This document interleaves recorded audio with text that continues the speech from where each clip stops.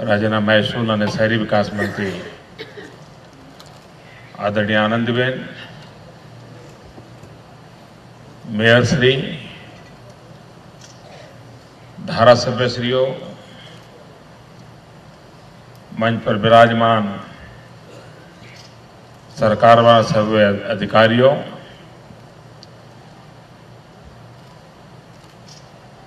અને સુરતના વાલા નાગરિક ભાઈઓ અને બહેનો, સુરતમાં બપોરે આરામ કરવાનો સમય હોય ત્યારે આવો કાર્યક્રમ કરવો એ મોટું સાહસ છે.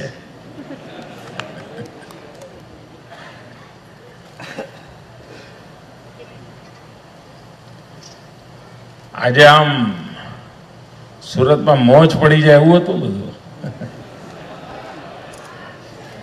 એક સાથે આટલા બધા વિવિધતા સભર પ્રકલ્પોનું લોકાર્પણ, શિલાન્યાસ, એ બાબત જ સુરતની વાઇબ્રન્સી બતાવે છે. સુરતનું જે ધબકતું સુરત છે એની અનુભૂતિ કરાવે છે.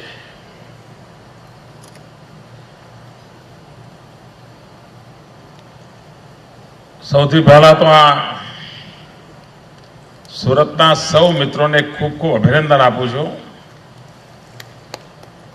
कि एमणे અને एक प्रकार से संजीव कुमार वे सूरत के सपूत और अपने सपूत को बहुत उत्तम श्रद्धांजलि दी है.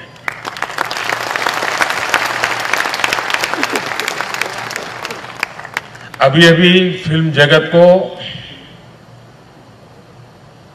100 वर्ष पूर्ण हुए और उसका समारोह मनाया जा रहा था. और संजीव कुमार को भी अभी अभी 75 साल पूरे हुए. शायद हिंदुस्तान में किसी कलाकार को करीब करीब 100 करोड़ रुपयों के लागत से इतना बड़ा भव्य भवन बना करके श्रद्धांजलि दी गई होगी, ऐसी हमारे देश में कोई घटना नहीं घटी. राजनेताओं की स्मृतियों में बहुत कुछ हुआ होगा, लेकिन कलाकार के लिए शायद ही हुआ होगा. और इसलिए सूरत ने संजीव कुमार के नाम से इस ऑडिटोरियम का निर्माण किया और इतनी महंगी जमीन इस काम के लिए लगाई.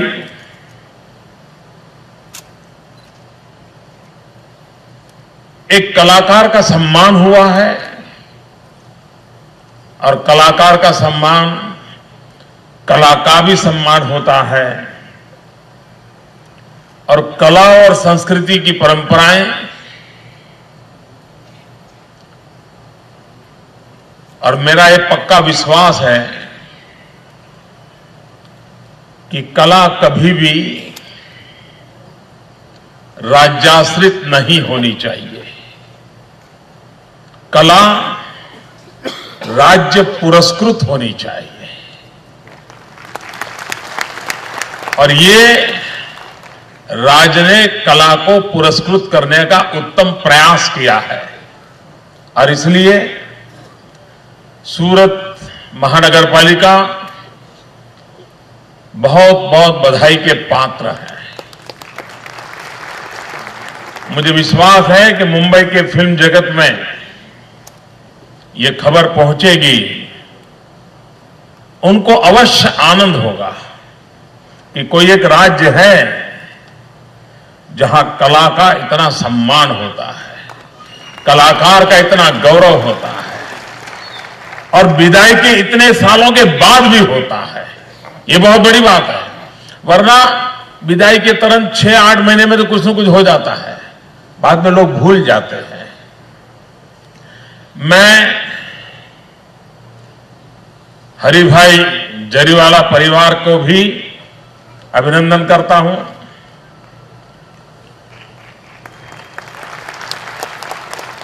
हरिभाई जरीवाला मतलब संजीव कुमार। उन्होंने संजीव कुमार को जितने सम्मान मिले हैं, वो जितनी ट्रॉफीज हैं, वो सब इस स्मृति भवन में रखने के लिए उन्होंने राज्य को अर्पित की है। इसलिए भी मैं उनके परिवारजनों का आभार व्यक्त करता हूं, उनका अभिनंदन करता हूं।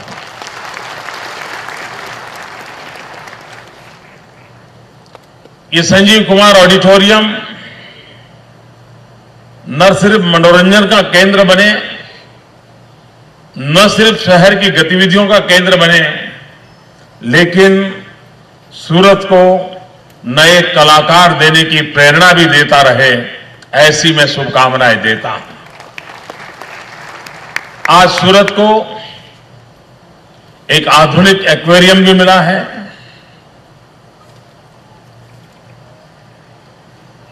अबाल वृद्ध सब समुद्र की जीव सृष्टि है, उसके प्रति बहुत आकर्षित होते हैं। तो विशेषता है उसकी। कोई व्यक्ति ऐसा नहीं होगा जो सामुद्रिक जीव सृष्टि को देख करके कुछ पल के लिए वहां रुक न जाए। प्रशिक्षण भी मिलता है,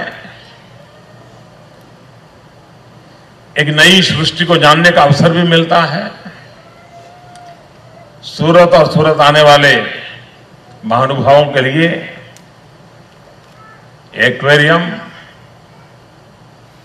आनंद का और प्रशिक्षण का एक साधन बनेगा।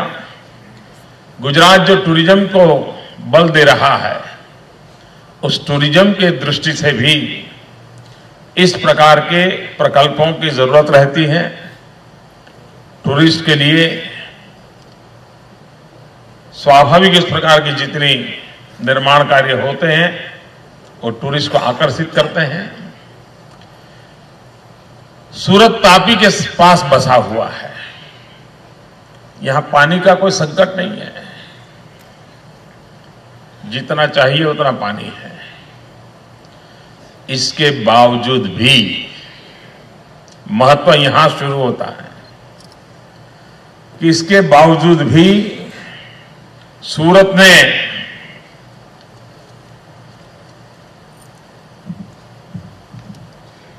वाटर ट्रीटमेंट का प्लांट लगाया और ये टर्शरी ट्रीटमेंट प्लांट, वरना इतना पानी हो उसको विचार नहीं आता है। उसको लगता है हमारे पास तो पानी बहुत है, क्या जरूरत है। 85 करोड़ रुपया की लागत से प्रतिदिन करीब 4 करोड़ लीटर पानी ये उपलब्ध होगा। एनवायरमेंट फ्रेंडली ये मिशन है और बूंद बूंद पानी का सदुपयोग हो, उस दृष्टि से इसका सविशेष महत्व है। आज यहां सॉफ्टवेयर टेक्नोलॉजी पार्क का भी उद्घाटन हुआ है। आज सुबह ही मैं नेस्कॉम की सिल्वर जुबिली के उपलक्ष्य में आईटी के महात्मा क्या है, आईटी की उपयोगिता क्या है, उसको बड़े विस्तार से मैंने इस क्षेत्र के सभी लोगों से बातचीत की। ये सॉफ्टवेयर पार्क हमारी जो युवा पीढ़ी है, जो इस प्रोफेशन में आगे बढ़ना चाहती है, उनके लिए एक सुनहरा अवसर बनेगी। उनको इंफ्रास्ट्रक्चर उपलब्ध होगा और हम सॉफ्टवेयर को एक्सपोर्ट करें, वो एक क्षेत्र है, लेकिन भारत के सामान्य मानवी को इंफॉर्मेशन कम्युनिकेशन टेक्नोलॉजी किस प्रकार से ज्यादा उपयोगी हो, सामान्य मानवी से के लिए काम आए, वैसे सॉफ्टवेयर डेवलपमेंट की दिशा में हमारी युवा पीढ़ी प्रेरित हो, गरीब से गरीब की भलाई के लिए टेक्नोलॉजी का कैसे उपयोग हो, क्योंकि इस टेक्नोलॉजी ने सारी दुनिया बदल दी है, सारी सोच बदल दी है, समय के सारे हिसाब किताब बदल दिए हैं। वो टेक्नोलॉजी अगर सामान्य मानवी के काम आए और एक डिजिटल इंडिया, ये सपना हम जितना जल्द साकार करें, गांव हो शहर हो, डिजिटल इंडिया के नाते कोई भेदभाव महसूस न हो, और ये टेक्नोलॉजी से संभावना बनने वाली है, वो काम करने के लिए एक अच्छी सुविधा यहां प्रदान होगी। ये कार्यक्रम जैसे यहां चल रहा है, वैसे एक साथ राज्य के 16 जिलों में ये कार्यक्रम पैरेलल चल रहा है। वहां भी राज्य के मंत्री बैठे हैं, वहां पर नागरिक इकट्ठे हुए हैं, और वो कार्यक्रम चल रहा है एफोर्डेबल हाउसिंग का। जिस प्रकार से यहां ड्रॉ हुआ, वहां भी ड्रॉ हो रहे हैं। जिस प्रकार से यहां शिलान्यास और लोकार्पण का कार्यक्रम हुआ, वैसा वहां भी हो रहा है, और करीब 4100 करोड़ रुपए इसकी लागत से 52,000 से ज्यादा मकान, या तो उनका लोकार्पण या उनका शिलान्यास या उनका ड्रॉ, ये आज एक साथ हो रहा है। गुजरात ने एक बीड़ा उठाया है, गरीब से गरीब परिवार को घर देने का बीड़ा उठाया है, और ये गुजरात की सफलता, और सफल होंगे ये मेरा पूरा विश्वास है मित्रों। महात्मा गांधी को 5 साल के बाद 150 होने वाले हैं। गांधी 150। अब महात्मा गांधी जब 150वीं जयंती आए, तब हमारा देश कैसा हो, हमारा गुजरात कैसा हो, हमारा सूरत कैसा हो, एक लक्ष्य निर्धारित करके हम विकास की नई मंजिलों को पार करना चाहते हैं, और उसमें एक प्रमुख काम है, गरीब से गरीब व्यक्ति को रहने के लिए घर मिले। और जब घर मिलता है, तब सिर्फ 4 दीवारें और छत नहीं मिलती है। किसी भी व्यक्ति को जब घर मिलता है, तो जीवन की एक नई सोच का आरंभ होता है। किसी को जब घर मिलता है, तब वो अपने जीवन की पूरी रचना को बदल देता है। अगर झुग्गी झोपड़ी में रहता है, फुटपाथ पर रहता है, तो कभी उसको पैसे बचाने की इच्छा नहीं होती है। लेकिन घर मिल गया है तो उसको लगता है बैठने के लिए दरी चाहिए, चलो पैसे बचाओ। अब कुर्सी चाहिए, पैसे बचाओ। टीवी लाना है, पैसे बचाओ। अब घर में रहते हैं, बच्चों को पढ़ाओ, पैसे बचाओ। यानी पूरी जीवन की सोच घर आते ही बदलने लगती है। वो भी सपने संजोने लगता है। कल तक फुटपाथ पर झुग्गी झोपड़ी में जीने वाला व्यक्ति भगवान को कोसता रहता है और यही सोचता है जल्द ही जिंदगी पूरी हो तो अच्छा। लेकिन एक बार घर मिलने के बाद वह सोचता है अब जी लेना है, जी भर करके जी लेना है, जीने की कोशिश करनी है। एक नया उमंग और उत्साह की साइकिल डेवलप होती है। और इसलिए घर बनाना ये सिर्फ रियल एस्टेट डिपार्टमेंट वाला विषय नहीं है।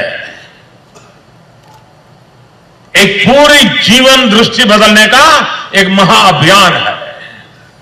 और उस अभियान की पूर्ति के लिए गुजरात ने बीड़ा उठाया है। शहरों में करीब 22 लाख और गांवों के अंदर 28 लाख 50 लाख मकान। मुझे भी सिंगापुर के एक मंत्री महोदय मिलने आए थे, तो मुझे आजकल बाहर से कोई भी आता तो मैं उनसे ये चर्चा करता हूं कि भाई आपके पास ऐसी कौन सी टेक्नोलॉजी है कि जो हमें अफोर्डेबल हाउसिंग को बहुत तेज गति से बना सके। प्रीफैब टेक्नोलॉजी क्या है, फलानी टेक्नोलॉजी का 50 सवाल पूछता हूं। तो ना मैंने भी पूछा कि आपको कितने मकान बनाने हैं, मैं कहा 50 लाख। तो 2 मिनट तक वो अपने सर पे हाथ रख करके बैठ गए। बोले मेरे सिंगापुर की इतनी पॉपुलेशन नहीं है जितने आप अकेले गुजरात में मकान बनाना चाहते हो। यानी इस स्केल पे काम सोचना, इस स्केल पर काम करने की दिशा में आगे बढ़ना, भाइयों बहनों, दुनिया के छोटे छोटे देशों को बड़ा अजूबा लगता है। और एक बार हम ये झुग्गी झुपड़ी में जिंदगी जीने वाले हमारे इन भाई बहनों को जब बाहर लाएंगे, हम कल्पना कर सकते हैं कि हम विकास की कई नई ऊंचाइयों को पार कर लेंगे। जब हम ये मकान बनाने का काम जब सोचते हैं, तब कल्पना कर सकते हैं कितने लोगों को रोजगार मिलेगा।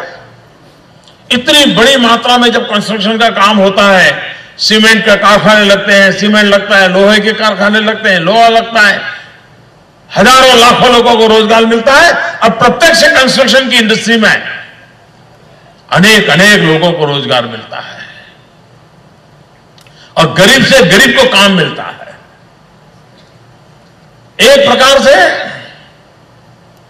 विकास के लिए ये एक काम, एफोर्डेबल हाउसिंग का मूवमेंट, ये एक प्रकार से गुजरात का ग्रोथ इंजन के रूप में एक इनिशिएटिव बहुत बड़ा रोल प्ले कर सकता है और वो आने वाले दिनों में पे करने वाला है। एक जमाना था, और बहुत दूर की बात नहीं कर रहा,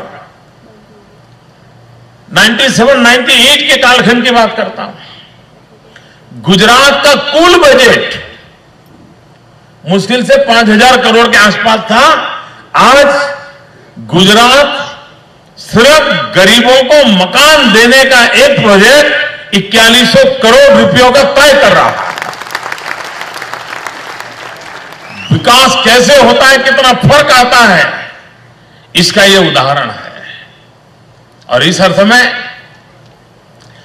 आज जिन जिन लोगों का ड्रॉ में नंबर लगा है, उन सबको मैं शुभकामनाएं देता हूं और मैं उनको विश्वास देता हूं कि बहुत तेजी से काम आगे बढ़ने वाला है।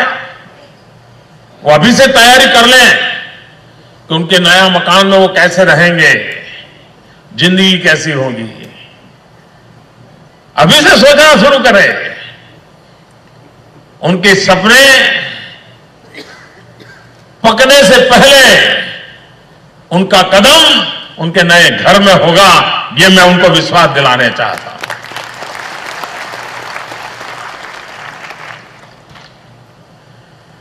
जिन लोगों का आज के ड्रॉ में नंबर नहीं लगा है, उनको निराश होने की आवश्यकता नहीं है, क्योंकि बार बार ड्रॉ होते रहने वाले हैं। जिसका पहले क्रम में नहीं मिला तो उसको दूसरे क्रम में मिलेगा, दूसरे में नहीं मिला तो 5वें में मिलेगा। लेकिन हर किसी को मकान मिलने वाला है, क्योंकि हम चाहते हैं खास करके नियो मिडिल क्लास, गरीब क्लास, झुग्गी झोपड़ी में जिंदगी गुजारने वाला क्लास, इसको सर्वाधिक लाभ कैसे मिले, उस दिशा में हम प्रयास करना चाहते हैं। हमारे यहां सूरत में भी बार बार जब बाढ़ आती थी, समुद्र में भी तूफान आता था, यहां खाड़ी के कुछ इलाकों में सब झोपड़ी डूब जाते थे।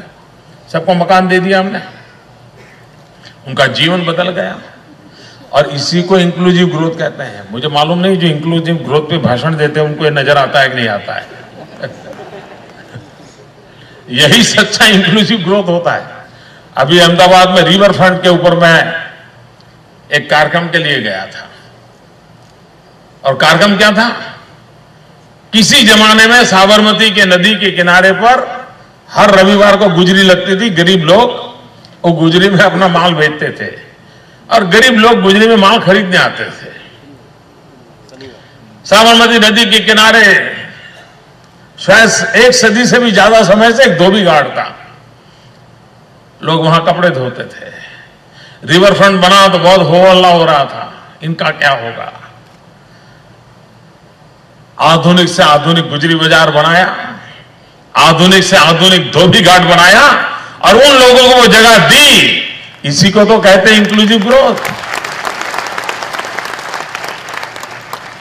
यानी हम किस प्रकार से चीजों को गुजरात के विकास के आधार बना करके आगे बढ़ना चाहते हैं, इसका यह उत्तम उदाहरण है। भाइयों बहनों, एक साथ 1100-1200 करोड़ रुपयों के शिलान्यास और लोकार्पण सूरत में और अलग अलग जगह पर मिलकर के सिर्फ हाउसिंग के 4100 करोड़ रुपयों के काम, ये सब एक साथ करने का मुझे अवसर मिला है। मैं फिर एक बार शहरी विकास मंत्रालय को, सूरत म्युनिसिपल कॉरपोरेशन को बहुत बहुत बधाई देता हूं उनके इस नए नए इनिशिएटिव के लिए। स्मार्ट सिटी का कंसेप्ट आने वाले दिनों में Gujarat mobile governance, mobile phone के आधार पर गवर्नेंस की दिशा में आगे बढ़ना चाहता है। उसकी कुछ सेवाएं आज यहां आपको उपलब्ध हुई है। आने वाले कुछ ही दिनों में राज्य सरकार की तरफ से एक बहुत बड़े काम का हम लॉन्चिंग करने वाले हैं। वो भी शायद हिंदुस्तान में सबसे पहला इनिशिएटिव होगा। मैं आज उसकी विस्तार से नहीं चर्चा करता हूं, जब मैं उसको करूंगा तब मैं बताऊंगा। लेकिन मैं फिर एक बार संजीव कुमार की चीर स्मृति का निर्माण करने के लिए सूरत महानगर पालिका को सविशेष अभिनंदन करता हूं, बधाई देता हूं। बहुत बहुत धन्यवाद।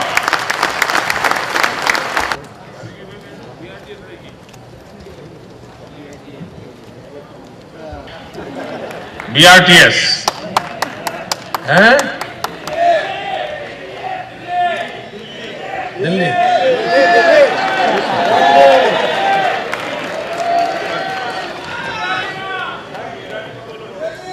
BRTS गुजराती में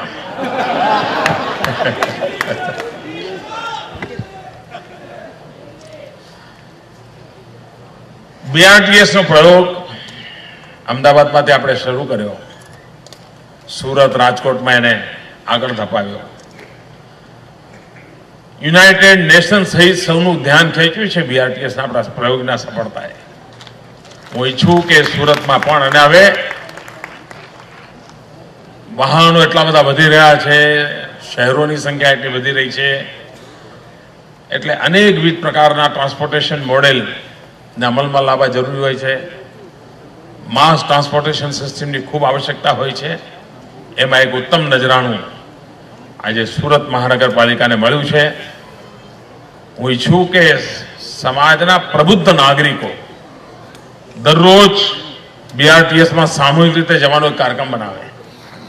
ડોક્ટરો, વકીલો, એન્જિનિયરો, Lions club, rotary club, chamber of commerce, પત્રકારો, તો એને લોકોને પ્રતિષ્ઠા ઉભી થશે। હા ભાઈ, આ BRTSમાં બેસવું એ ગૌરવ છે। આજે અમદાવાદની સ્થિતિ એવી છે કે વિદેશથી કોઈ પણ માણસ આવે તો એમના સગાવાલા પહેલું કહે છે કે અમારી BRTS જોઈ આવો, હા આવજો, BRTS આપણે જોઈ આવીએ। BRTSમાં પ્રવાસ કરવો એ વિદેશથી આવેલા લોકો માટે એક મોટું કૌતુક છે। આ કામ ગુજરાતે કર્યું છે। સુરતમાં પણ આની એવી જ પ્રતિષ્ઠા ઉભી થાય એવી મારી શુભકામનાઓ। ધન્યવાદ।